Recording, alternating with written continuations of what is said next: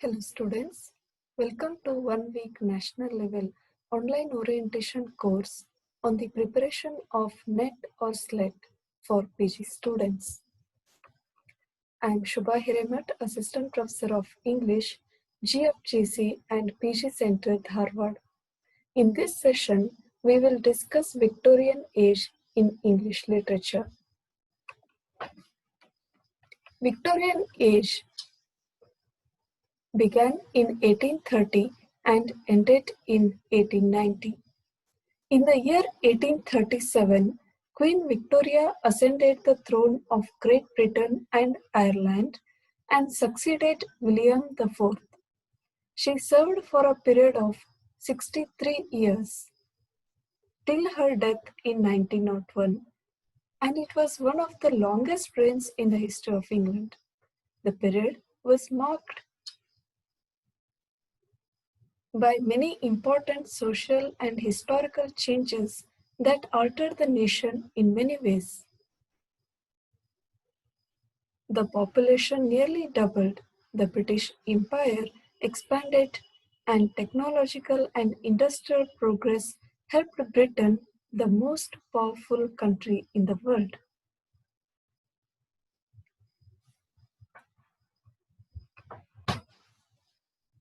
However, while the country saw economic progress, poverty and exploitation were also equal a part of it. The gap between the rich and the poor increased significantly, and the drive for material and successful commercial success was seen to propagate a kind of a moral decay in the society itself. The changing landscape of the country was another concern. While the earlier phase of Romanticism saw a collaboration of the country and the rich landscape of flora and fauna, the Victorian era saw a changing of the landscape to one of burgeoising industries and factories. While the poor were exploited for their labor, the period witnessed the rise of bourgeois or the middle class due to increasing trade between Britain and its colonies, and the Reform Bill of 1832 strengthened their hold. The Victorian Compromise. It means a double standard between national success and the exploitation of lower class workers at home and of colonies overseas. A compromise between philanthropy and tolerance and repression. There are certain positive changes which happened. For example, abolition of slavery in 1833 and Act prohibiting child labor.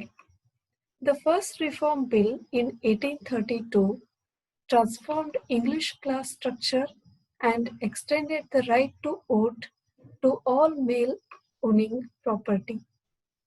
And the second Reform Bill in 1867 extended right to vote to working class. Victorian Poetry.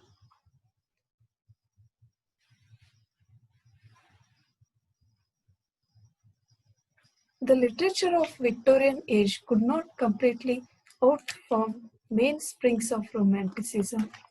The spirit of Romanticism continued to influence the inner consciousness of the age. It affected the works of Tennyson, Thackeray, Browning, and Arnold. The poetry of Victorian age bears traces of romantic influence which cannot be doubted, and in many cases the theme of poetry are identical with those written by the poets of Romantic era. Besides, a note of pessimism, doubt, and despair runs through Victorian literature and noticed especially in the poetry of Matthew Arnold and Arthur Hugh Clough. We also find it features a resurgence of medieval interest blended with contemporary concerns. Some of the poems of Tennyson and his contemporaries are philosophical, which deals with the moral issues of that time. Major Victorian poets are Alfred Tennyson, Browning, Matthew Arnold, Arthur Hugh Clough, George Meredith, William Morris, Dante Gabriel Rosetti, and the other PreRaphaelite poets. Tennyson is as popular as Spenser, the most conscious and accomplished poetic artist after Milton. Tennyson is heavily influenced by Romanticism, and his poetry is marked with extremely erudite, wide breadth of classical learning. He was undoubtedly one of the greatest poets of Victorian age. He is representative poet of Victorian age and 19th century. Tennyson became poet laureate in 1850. He began his poetic career at quite an early age, as his early verses bear the stamp of Milton, Keats, and even Virgil in a marked degree. During the long span of his career as a poet, he wrote every kind of poetry: the song, the idyll, dramatic monologue, descriptive ballad, war ode, etc.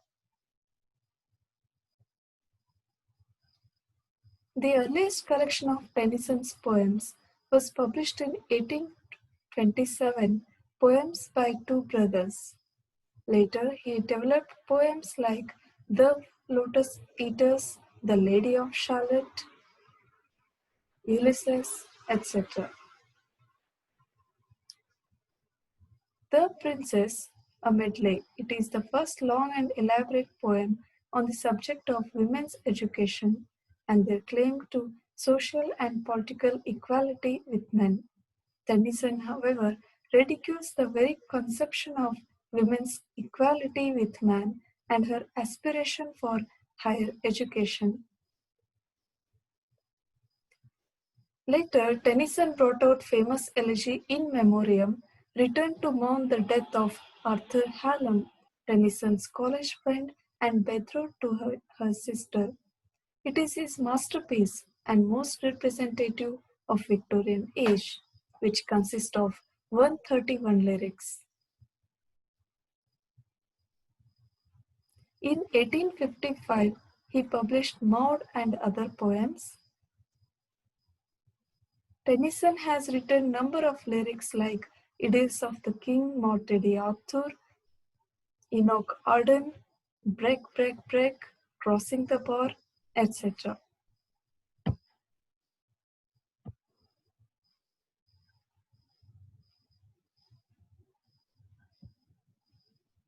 Unlike Wordsworth, Tennyson saw nature with the eyes of the poet and scientist. He loved its beauty and also felt its indifference and cruelty.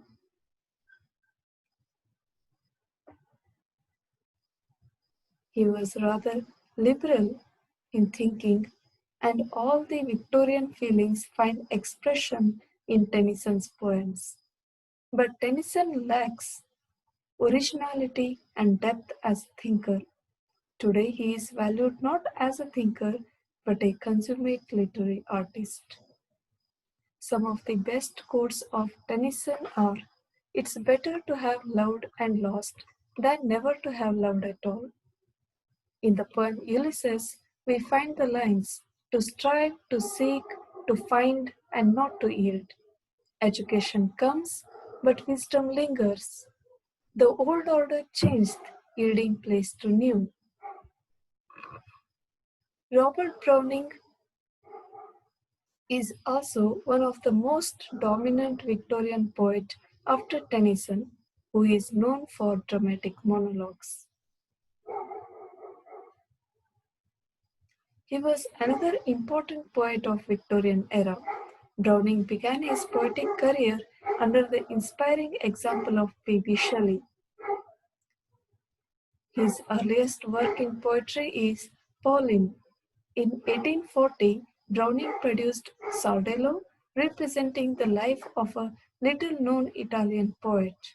Later, he wrote dramatic lyrics and brought out Men and Women, which was dedicated to Elizabeth Barrett Browning.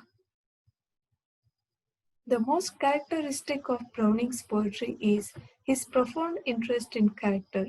He is a great master of art of presenting the inner side of human beings, their mental and moral qualities. It is in his dramatic monologues that Browning is seen at his best. Some of his other works are Bells and Pomegranates, Christmas Eve and Easter Day, Stratford, etc.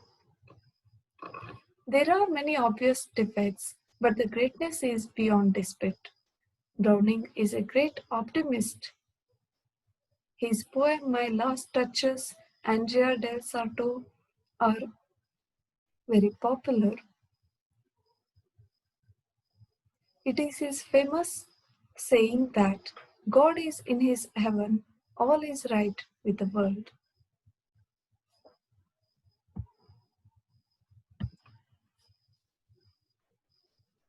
Elizabeth Barrett Browning is a major female poet of Victorian age. She began to write poems at the age of 8. Her first published work was an essay on mind. Later, she produced Prometheus Bound, Sonnets from the Portuguese, Aurora Lay, Last Poems, The Cry of the Children, A Musical Instrument, etc. Her poem, Sonnets from the Portuguese, reflects her love for Robert Browning. She is known for her passionate style. Matthew Arnold is sometimes called the third great Victorian poet. He is a classicist by sympathy and training. Admiration for the Greeks believed that all really great poetry is impersonal.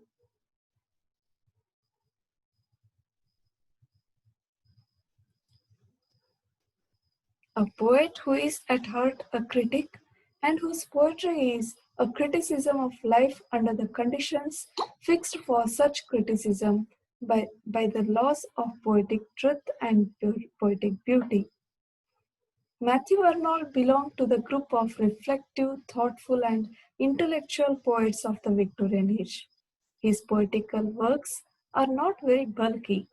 As early as 49, he had published The Strayed Reveller and other poems. In 1852, Empedocles on Etna and other poems. This volume contains some poems like Sorab and Rustum, The Scholar Gypsy, Blader Dead, and also in 1867 he published new poems. This volume contained Thyrsis, an elegy on the death of Arthur Hugh Clough,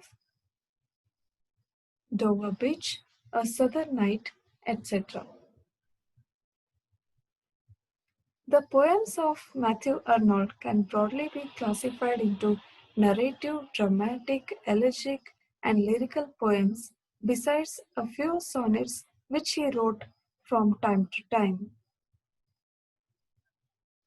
But Arnold's poetry lacks spontaneity, passion, rapture, qualities by which great poetry is judged.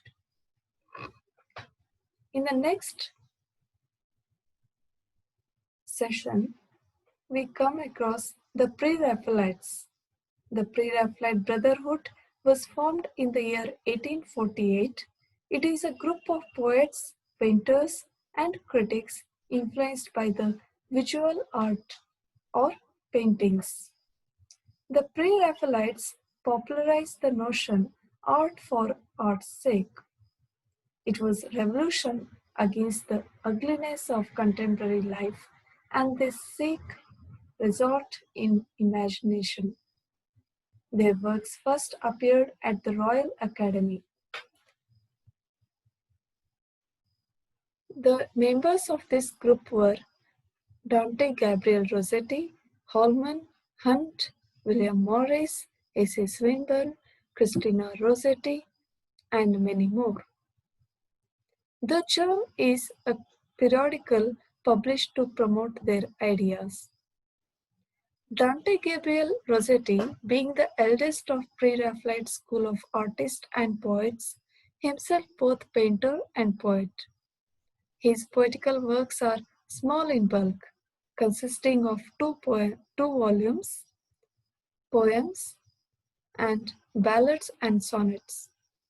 In The Blessed Demoiselle, his gifts are fully displayed, carries an erotic charge which is new in Victorian age. In his poems, we find mystical supernaturalism of Middle Age, which is vividly caught in his poems like Rosemary, My Sister's Sleep, Troy Town, etc. A.C. Swinburn is another pre-Raphaelite who is the last to die of great race of Victorian poets. He belonged to the Romantic stock. He rebelled against established codes. In religion, he was a pagan.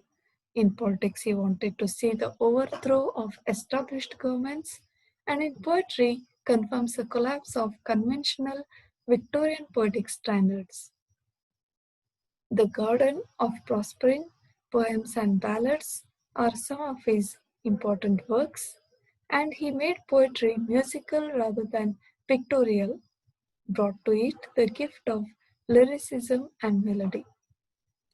Next important pre-Raphaelite is William Morris. He is purely romantic but could not escape the troubled spirit of the times. William Morris' poetry is heavily influenced by the writings of art critic John Ruskin. The Defense of Ginevra and other poems, The Life and Death of Jason, The Earthly Paradise are some of his major works. His works too reflects interest in medieval age. There is reverence for Chaucer, love for Icelandic saga, and socialist idealism. Like Rosetti, he had passion for beauty which is best expressed in his poems. The other Victorian poets include Edward Fitzgerald, who is known for his translations of rubaiyats of Omar Khayyam, Arthur Hucliffe, Christina Georgina Rossetti, her famous poem Goblin Market, James Thomson, who has written the poem The City of Dreadful Night. So this is all about Victorian poetry. Next we will move to Victorian novel.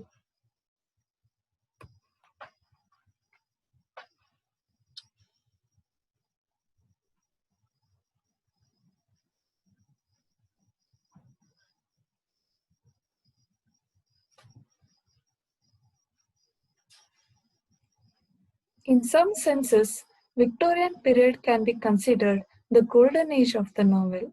After an initial period of experimentation, the novel had become the art form most capable of reflecting the increasing complexity of modern world.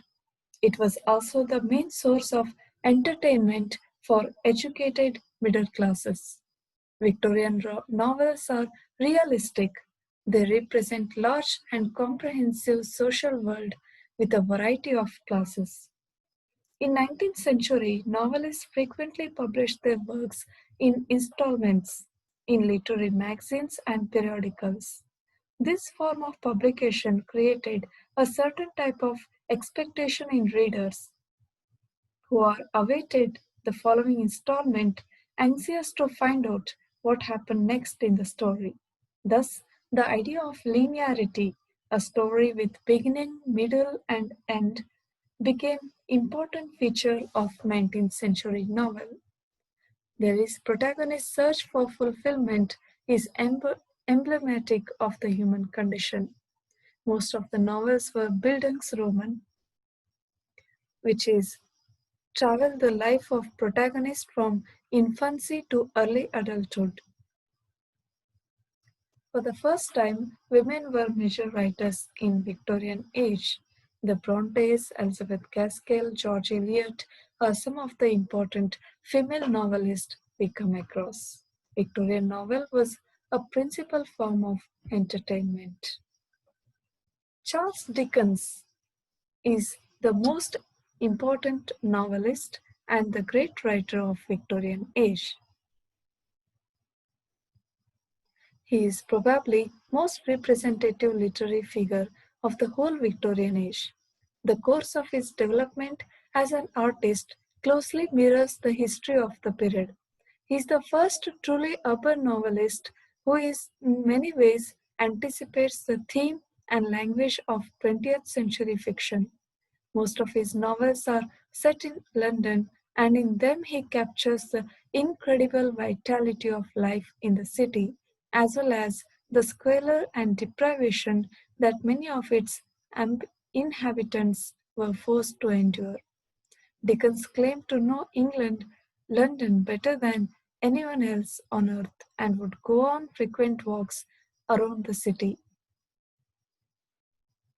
In the beginning, he called himself Bose, which was his pen name, and contributed articles to journals called the Mirror of Parliament and the True Sun.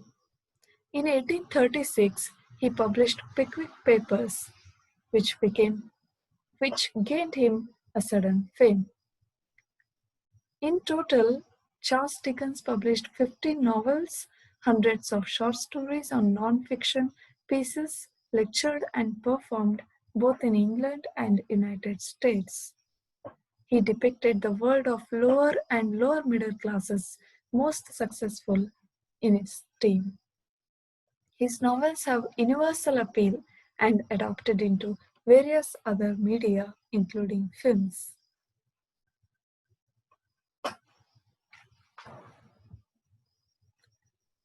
Oliver Twist, David Copperfield, Hard Times, Bleak House, A Tale of Two Cities, Great Expectations, The Mysteries of Edwin Drood, and many novels are written by Charles Dickens.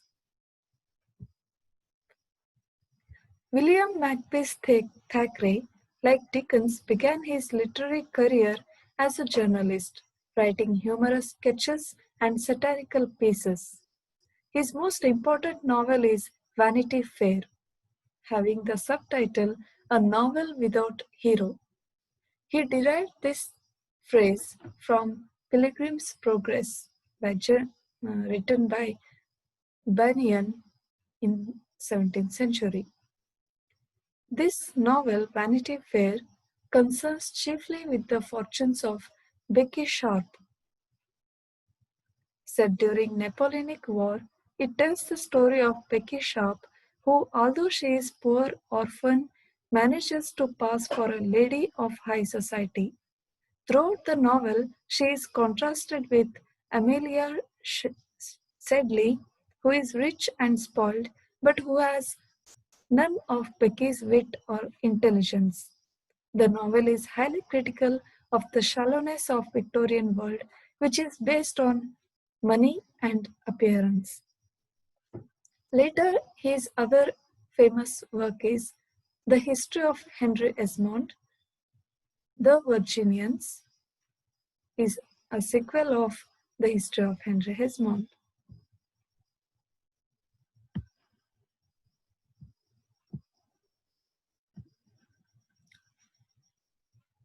Next important Victorian novelist is George Eliot. George Eliot is the pen name of Mary Ann Evans.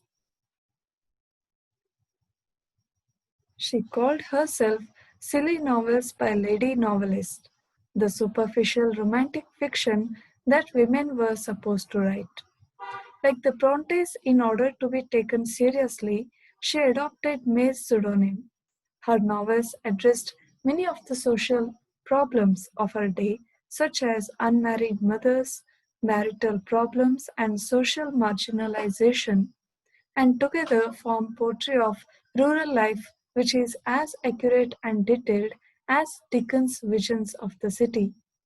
Eliot's profound psychological insight into minds of her characters and the relationships between them which reaches its height in her last two novels, Middlemarch and Daniel Deronda. Her other important works are Adam Bede, The Mill on the Floss, Silas Marner, etc. Next comes Bronte sisters.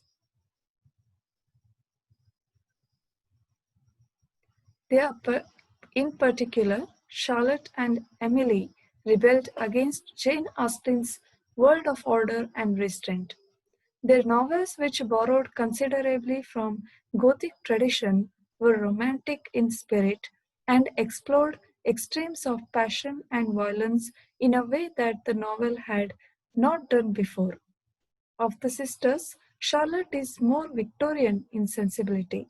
In her most famous novel, Jane Eyre, the heroine eventually marries, thus fulfilling her female destiny as the good wife, while the mad Bertha dies in a fire. In Emily Bronte's Wuthering Heights, Cathy and Heathcliff, the heroine and hero, are bound together by destructive passions they cannot control. There is no place for such dangerous, irrational passion in civilized society, and they both die as outsiders. Emily herself died shortly after finishing the book. Anne Bronte is famous for the novel Anne's Grey, and she also wrote The Tenets of Wingfield Hall.